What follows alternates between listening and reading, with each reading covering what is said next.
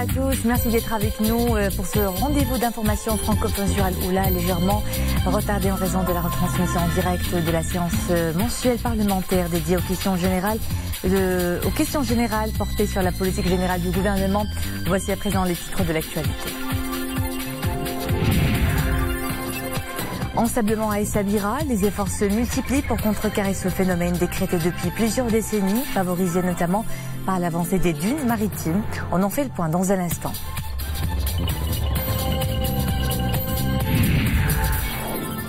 La filière sucrière ne cesse de se développer dans la région du Rarb qui représente 22% de la production nationale. De bonnes performances sont affichées à la faveur de la modernisation des techniques de récolte.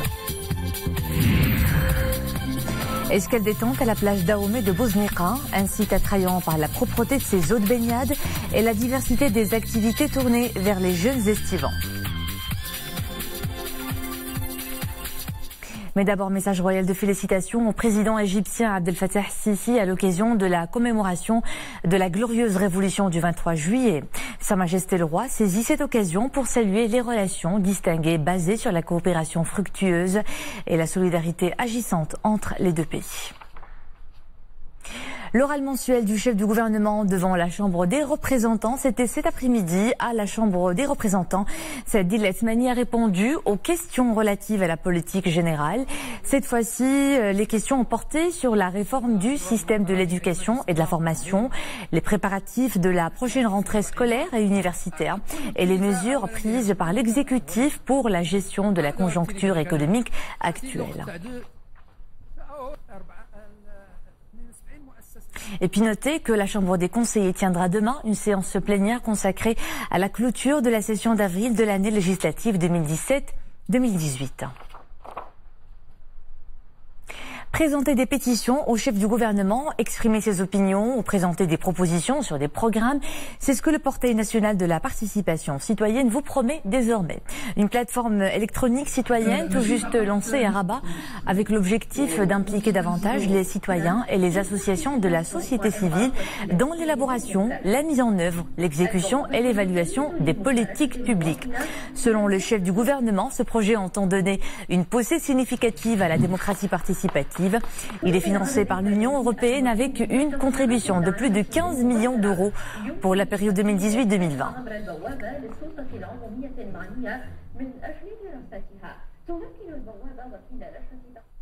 Le secteur bancaire affiche de bonnes performances favorisées par la diversification de ses activités à l'international.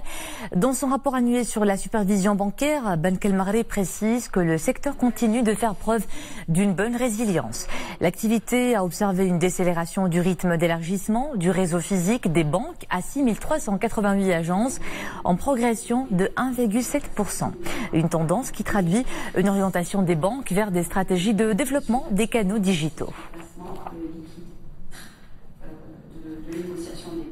Focus à présent sur une menace qui guette Essaouira depuis quelques années déjà, l'ensablement. Un phénomène imputé particulièrement à la déforestation dont pâtit la ville depuis son édification au XVIIIe siècle, et cela s'ajoute à l'avancée des dunes maritimes. Aujourd'hui, les efforts se conjuguent pour contrecarrer le problème. Nous saurons comment dans ce reportage de Avlani Tarabi et Nisri El-Hamdawi. On l'appelle la cité des Alizés, pour son vent du nord-est qui rafraîchit la ville en permanence. Un vent venu de l'océan pour offrir aux surfeurs un petit paradis sur terre. Seulement voilà, ces rafales portent les grains de sable et les propulsent très loin, au point de couvrir la ville en entier.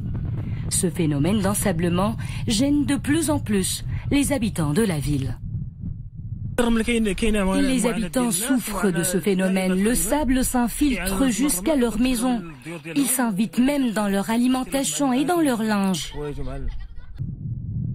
Ce problème d'ensablement remonterait au XVIIIe siècle, au moment où la ville prenait forme. L'homme était intervenu pour troubler l'ordre de la nature. La ville d'Essaouira disposait d'une forêt de genévriers rouges. C'était une très belle forêt, robuste. Mais lorsque Essaouira a été fondée sous le règne du sultan Sidi Mohamed Ben Abdallah, celui-ci avait ordonné de déboiser cette forêt pour s'approvisionner en bois qui servira à la construction de la ville. Ce qui a laissé le champ libre au vent qui transportait le sable jusqu'aux zones les plus peuplées.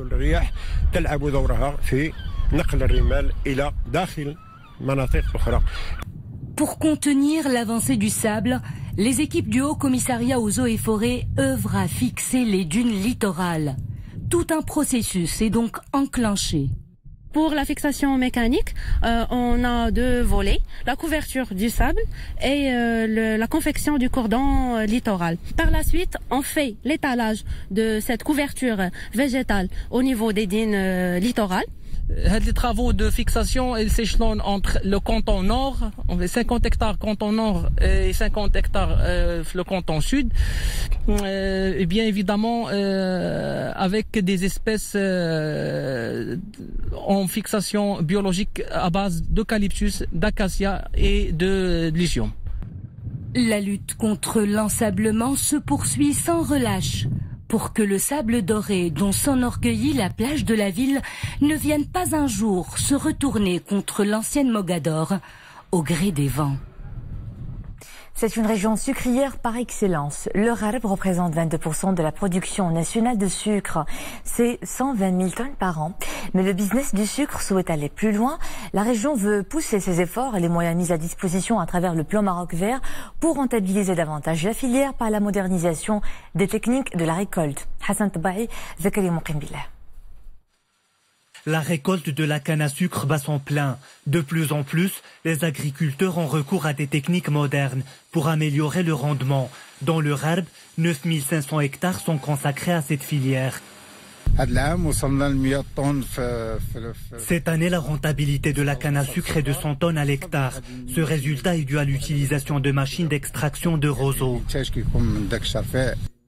Développer la culture de la canne à sucre et approvisionner les agriculteurs en plants de qualité, telle est la mission du Centre technique des cultures sucrières qui relève de l'Office régional de mise en valeur agricole. Dans cette pépinière, on teste la résistance de différentes variétés de canne à sucre.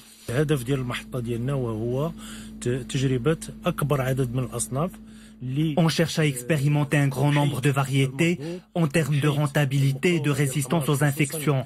Nous cherchons aussi des variétés capables de résister au gel dans la zone d'El Gharb.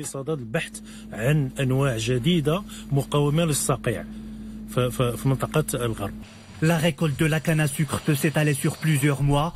Le Gharb ambitionne de devenir le premier producteur dans le royaume. Une cadence soutenue par le plan Maroc Vert qui mise sur cette culture à forte valeur ajoutée.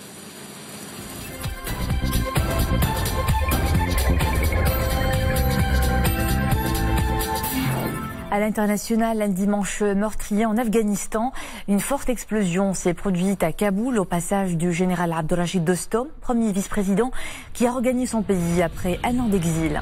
L'attentat fait 23 morts et 107 blessés. Le général Abdurrachid a été donc accueilli par un attentat suicide dès l'aéroport, mais tout comme lui, son convoi de voitures blindées qui l'escortait en est sorti indemne.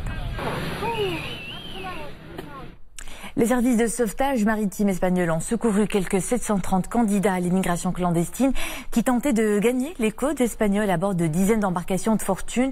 Ces migrants ont été transférés vers les ports de Tarifa et d'Algeciras où ils ont été pris en charge par des volontaires de la Croix-Rouge.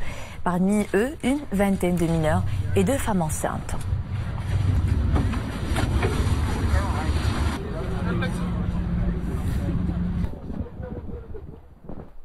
Toronto, théâtre d'une nouvelle fusillade. Hier soir, un tireur a ouvert le feu dans une avenue achalandée du quartier grec, faisant 2 morts et 12 blessés.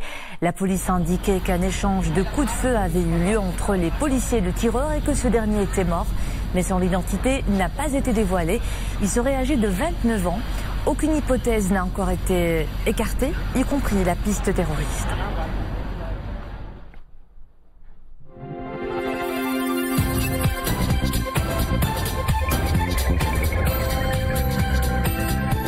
On revient chez nous pour parler d'abord de ce drame à Azro. Hier soir, un homme a tué 3 personnes et blessé plusieurs autres dans une fusillade dans la commune de Tigrigra.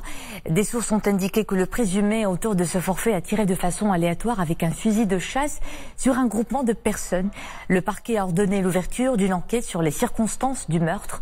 Un communiqué du procureur général du roi près la cour d'appel de Meknès précise que le mis en cause a tenté de résister aux éléments de la force publique chargés d'intervenir et a tiré plusieurs coups de feu sur ses membres qui ont été contraints d'utiliser leur arme de service pour mettre hors de danger les passants.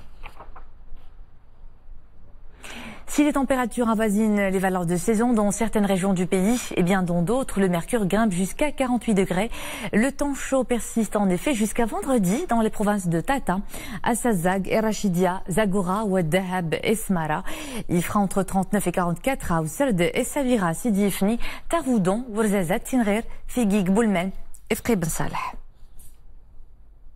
Et par ce temps caniculaire, on cherche refuge dans des havres de fraîcheur. Bni Mellel en est un, avec sa fleur luxuriante, ses eaux abondantes et ses montagnes. La province est une destination touristique attrayante pour de nombreux visiteurs en cette période de l'année. Ibrahim Afaq et Sarah Katir. En été, le mercure grimpe à plus de 46 degrés à Bni Mellel. Dans la journée, les rues se vident et les habitants se réfugient chez eux en attendant les brises du soir. Autre éventualité, aller à Ain Serdoun à la recherche d'un peu de fraîcheur. Bni Mellel se situe au pied de la montagne et de ce fait, la ville est connue par son climat très rude, très chaud l'été et froid en hiver. Et par ces temps de canicule, il fait bon de se balader au milieu des chutes d'eau, fraîcheur garantie. Moi, je suis de Youssoufia et j'arrive à Bni Mellel pour passer des jours de vacances. Il est impératif pour nous de venir à Ain Serdoun. Nous, on est de Mohammedia, on passe nos vacances ici, au milieu de l'eau et de la verdure. Et de la forteresse surplombant Ain Serdoun, la vue est imprenable. Des vergers d'oliviers et d'orangers font oublier aux Melleli et aux visiteurs de la ville la chaleur torride de la ville. Du tourisme de montagne, du tourisme balnéaire, maintenant, pour parler d'une destination tout aussi prisée, la plage d'Aomé à Bouzneka.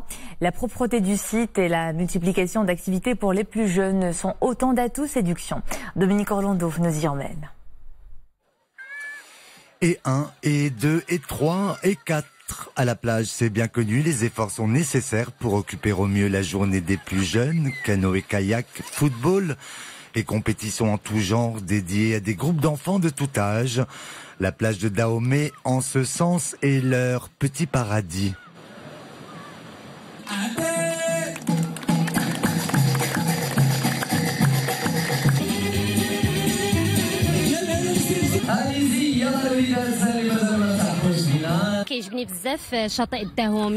J'aime la plage de Dahomey, j'y viens avec ma fille, elle est très contente, elle joue avec les autres enfants et elle profite des différents ateliers programmés.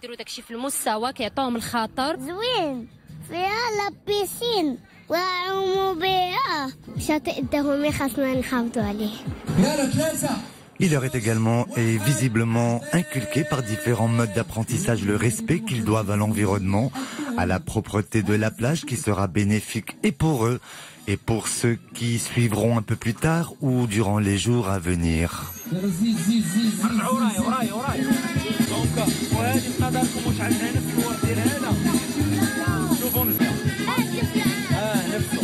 Ce village écologique vise à sensibiliser les estivants quant à la nécessité de préserver l'environnement en général et en particulier nos plages. Ce village a l'avantage visible d'être nourri à l'énergie solaire qui est une énergie renouvelable dont chacun doit connaître l'utilité.